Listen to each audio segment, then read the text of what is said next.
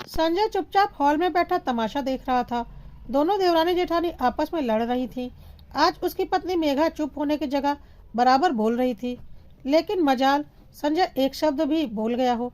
देवरानी विनीता गलत होते हुए भी अपनी गलती मानने को बिल्कुल भी तैयार नहीं हो रही थी। संजय ने मेघा को चुप कराने की कोशिश भी की, पर आज तो मेघा जैसे शेर पर सवार थी, किसी के रोके नहीं रुक रही थी। आखिर मन के अंदर का भरा हुआ सारा मवाद निकल निकल कर बाहर आ रहा था। आखिर सहन करते करते 1 साल हो चुका था। विनीता शुरू से ही तेज तर्रार रही है, हमेशा अपना काम मेघा पर डालकर खुद आराम से रहती थी। सासू माँ की तारीफ कर करके उन्हें अपने वश में कर रखा था। विनीता और मेघा की शादी एक ही दिन हुई थी, पर क्योंकि मेघा का पति बड़ा था, इसलिए मेघा का दर्जा जेठानी का था।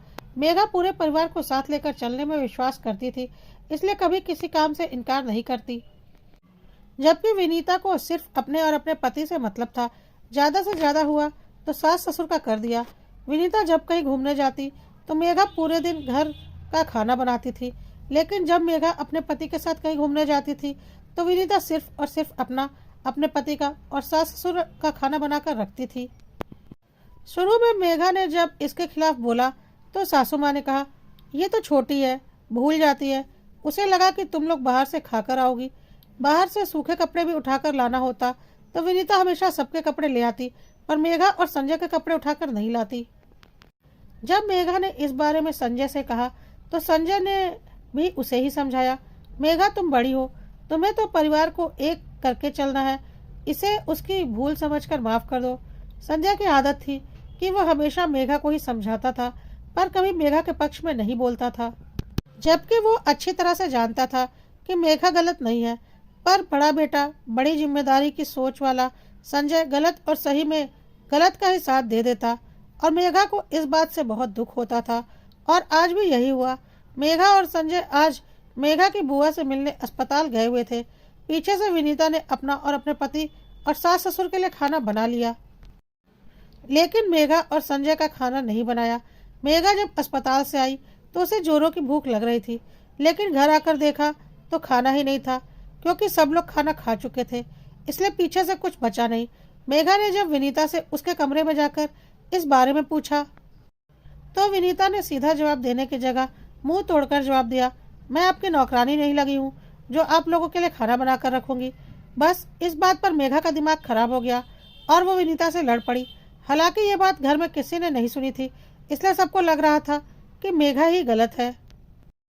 इतने में सास जानकी जी बाहर से घूमकर घर में आई और आते ही चिल्लाते हुए बोली, अरे शर्म नहीं आती तुम लोगों को? क्या तमाशा बनाकर रखा है तुम लोगों ने? बाहर तक तुम लोगों की आवाज आ रही है।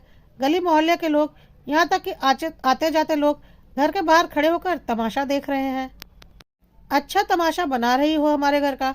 चुप हो जाओ दोनों और अंदर कमरे में जाओ। नहीं मम्मी जी, आज तो फैसला होकर ही रहेगा, मेघा ने कहा। बड़ी बहू, ज्यादा सिर मत उठाओ, तुम बड़ी हो, आगे चलकर घर की बागडोर तुम्हें ही संभालनी है, और तुम हो कि इस तरह से तमाशा कर रही हो। कुछ तो शर्म रखो। मम्मी जी, ये लाज और शर्म का पाठ हमेशा मुझे ही क्यों पढ़ाया जाता है? छोटी बहू को क्यों नहीं? जब देखो यह अपनी मनमानी करती रहती है, और आप कहते हो कि यह छोटी है, तो इसकी गलती को भूल समझकर माफ कर दो। आखिर कब तक माफ करती रहूं मैं? अरे ऐसी क्या गलती कर दी मैंने जो पूरा घर सिर पर उठा रखा है आपने? बड़ी बहू है तो बड़ी बनकर रही है ना। क्या जरा जरा सी बात को पकड़कर लड़ने बैठ गई? विनीता भी क्या कम थी, बीच में ही बोली। तभी जानकी जी बीच में बोली, अरे ऐसी क्या बात हो गई जो तू इस तरह से लड़ने को तैयार हो गई? पूरा राशन पानी लेकर इस पर चढ़ गई। मम्मी जी, जब मैं बाहर गई थी तो विनीता ने आप दोनों के लिए और खुद के और देवर जी के लिए खाना बना लिया। हमारे लिए खाना क्यों नहीं बनाया? क्या हम इस परिवार के सदस्य नहीं हैं? या हम कहकर गए थे कि हम बाहर से खाना खाकर आ रहे हैं? अरे बस इतनी सी बात, नहीं बनाया तो तुम खुद बना लो। तुम्हारी जिम्मेदारी इसके सिर पर है क्या जो इतनी सी बात पर लड़ रही हो? जानकी जी ने कहा। अच्छा मम्मी जी, ये इतनी सी बात है? जब ये लोग कहीं जाते हैं तो आप मुझसे पूरे घर का खाना बनवाती हो, लेकिन जब मैं और मेरा पति कहीं जाते हैं तो ये लोग हमारे लिए खाना तक नहीं बनाते। इसे आप परिवार कहते हो? मेघा ने कहा। हे भगवान, आज क्या दुर्गा सवार हो गई है इस पर। संजय, तू कुछ कहता क्यों नहीं? भला इतनी छोटी सी बात पर लड़ते हुए अच्छी लग रही है ये? जानकी जी की बात सुनकर संजय अपनी जगह से उठा और मेघा के पास आकर बोला, मेघा, क्यों तुम छोटी सी बात का बतंगड़ बना रही हो? 4 रोटियां सेकने में तुम्हें क्या जोर आ रहा है, जो बेवजह पूरे घर का तमाशा कर दिया है? बस पतिदेव, आज आप कुछ नहीं बोलेंगे। जब देखो तब आप इन लोगों का पक्ष लेते हो। मेरे लिए बोलते हुए तो आपकी जबान को लकवा मार जाता है। हर बार मुझे ही झुकने को कहते हो। इस बार नहीं, इस बार ना मैं झुकने वाली हूँ और ना ही माफी मांगने वाली हूँ। चाहे तो अब इस घर के 2 हिस्से ही हो जाएं। कहकर मेघा कमरे में चली गई। जानकी जी ने छोटी बहू की तरफ देखा, पर विनीता वो कहाँ झुकने वाली थी। वो भी मुंह मोड़कर अपने कमरे में चली गई।